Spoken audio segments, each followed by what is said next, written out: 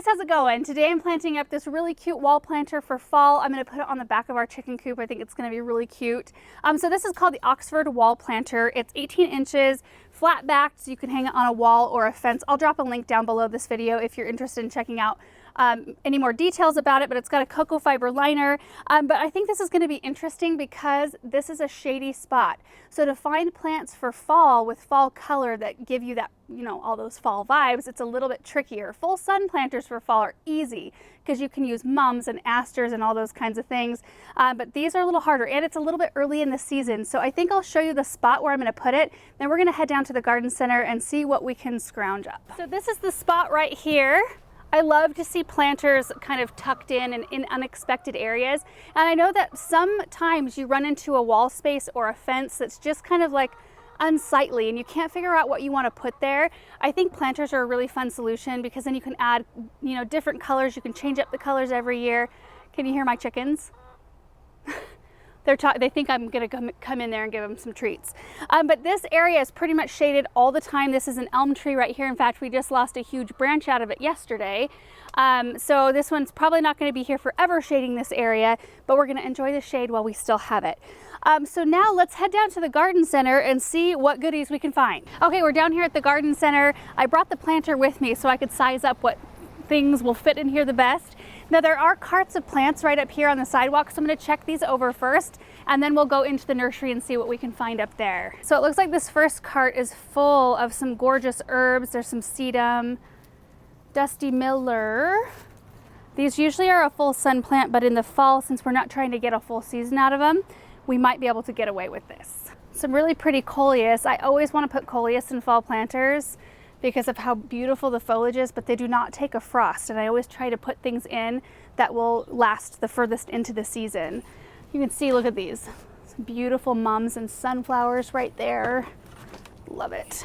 Ooh, I see some stuff. Okay, so I'm definitely gonna need some of this. Got some nice trailing ivy. This is called Glacier. I'm gonna grab 3 of these. Okay. Let's head into the nursery. Ooh. Hold on. That's nice, isn't it? This is a Juncus Spiralis. Anyway, I'm gonna grab this one. So our best bet might be to go into the shade house just because this is where all the shade-loving plants are usually kept. And I'm already seeing some beautiful hostas here that are small enough. So look at this. Sometimes it's hard to find hostas in 4-inch cans because oftentimes, you know, they come in these gallon-sized cans, which this planter, of course, can't handle that. But look at all the beautiful, like, just foliage colors, which might be what I have to rely on. I was kind of hoping to find some pansies. I know that my mom is bringing some in next week. I'm a little bit early. Pansies are really great. Pansies or violas in a shady spot, they'll still provide you with a lot of color, even though they're not getting a lot of sun.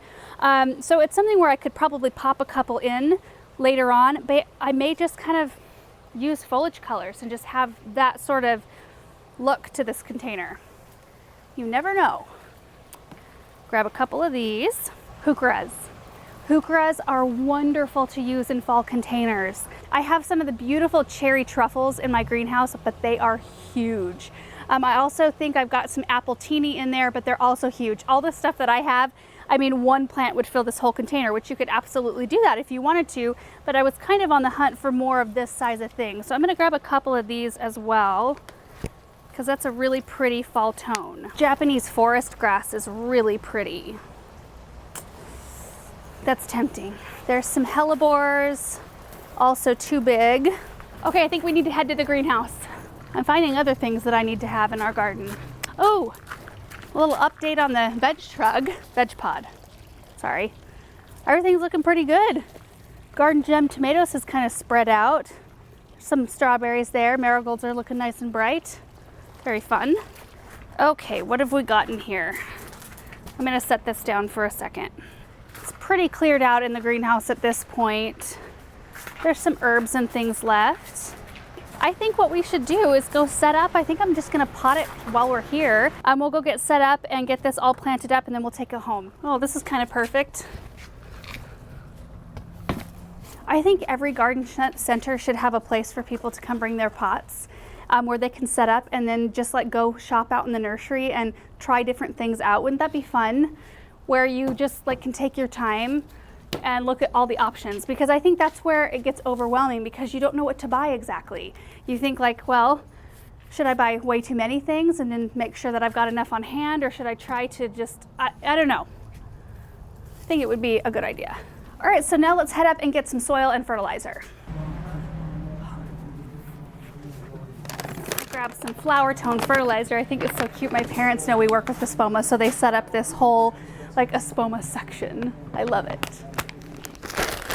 All right, grab my scissors to get my bag open here. Okay, so now with the flower tone, you're supposed to add in 2 cups per cubic foot of soil, which this bag right here is 1 cubic foot, and I didn't use very much, so I'm just gonna sprinkle a little bit in there and then mix it up. Okay, so I'm gonna start with my Juncus here. That is just such a unique looking grass. I love it. And as I was making all of my decisions here, I had to like consider that I have a white wall. So I want to make sure that everything that I use, like I couldn't use really plants that have white blooms on them, like white pansies, which I do love, because those would not show up. So I think everything's going to show up really nicely. Okay, we'll start with that. Plus, I don't really want to cover this either, because I think that's part of the charm of the planter. And then we'll use, I think, our couple of Heucheras on either side. So what did I say these were? Crisp peach Heuchera. Okay, so maybe one of the Heucheras, or the, sorry, hostas, right up front. Let's see. Now this one's Fire Island. It actually grows 14 inches tall by 30 inches wide. Not this fall, of course. But this one I can pop out, as well as the Heucheras. And this Juncus is a zone 5. So all of these are perennials so far, which means I can use them again in the garden. Okay, now my ivy. Okay. Let's see, I want this to drape more. There's ivy right here. That's like too big. Wonder what that stuff's doing back here.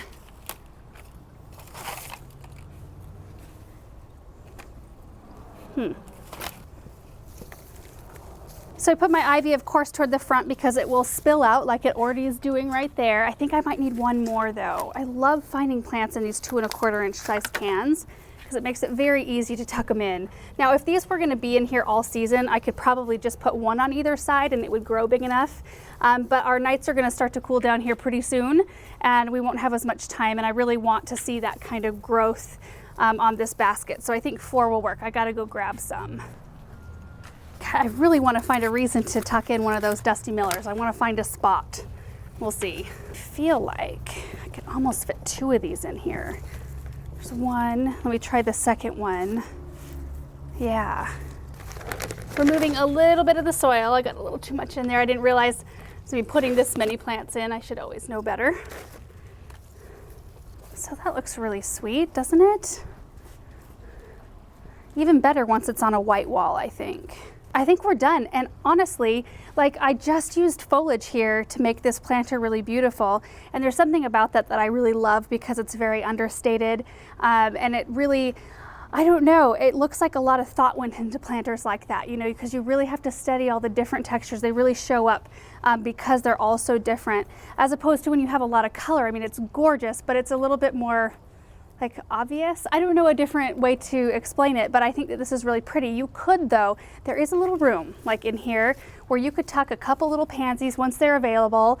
For fall, you could tuck a little bit of color in there if you wanted to, or you could just let this planter do its thing. So I'm going to clean up my mess and put these Dusty Millers back, which I did not use. And, you know, hindsight, they may not have shown up against a white wall that well. But we'll clean up and we'll take this back home. Okay, so before I hang this on the wall, I wanted to give you guys a close-up, because I don't think Aaron's gonna be able to get very close because there's so many plants in the way. But I think it turned out really pretty, and every single one of these is hardy enough in our zone 5 climate to come back next year. They're all perennial, which means I can either take this down and winter over in our greenhouse. I don't think that this reservoir is big enough to winter them outside safely. I think it's a little risky. Or I can pop them all out and plant them in the landscape. So it's kind of nice. It's a little bit of a bonus. Oh, and one more thing too. When I was planting it, I kind of thought there was something different about this cocoa fiber. It sounded like crinkly. So I looked up on the website because I thought there's like some kind of plastic or something. Like, this is different than any other cocoa fiber I've ever used. And there is a recycled plastic layer in the middle of this cocoa fiber liner. It's called AquaSave, and it helps retain water and fertilizer. It's not watertight, like it'll still let water drain, but it helps a lot with like drying out problems, because I know a lot of people have problems with their cocoa fiber liners, like, you know, the root systems, all the soil dries out really, really fast unless you get really thick cocoa fiber. And it also protects the surface that you put it on. So I thought that was kind of neat, something different anyway. So now I'm gonna gently try to get back here without trampling anything. And we'll see how this looks. Okay, I'm gonna stand back. Oh, that's so pretty. Oh, I really like that. Every once in a while, I do something out in the garden that I'm like, dang, why didn't I think to do that sooner? And this is one of them. I think that looks really sweet, and it's just tucked in back there, just a little bit more interest. Perfect. So that's it for today's video. I just wanted to show you this, an option for like some fall interest in a container for shade, and then also an option that you can do for wall space or fences or something that you're just not sure, it's blank, you're not sure what to put there. Something like this, or even like 2 or 3 of them, would be really pretty all together. So thank you guys so much for watching this video, and we will see you in the next one. Bye.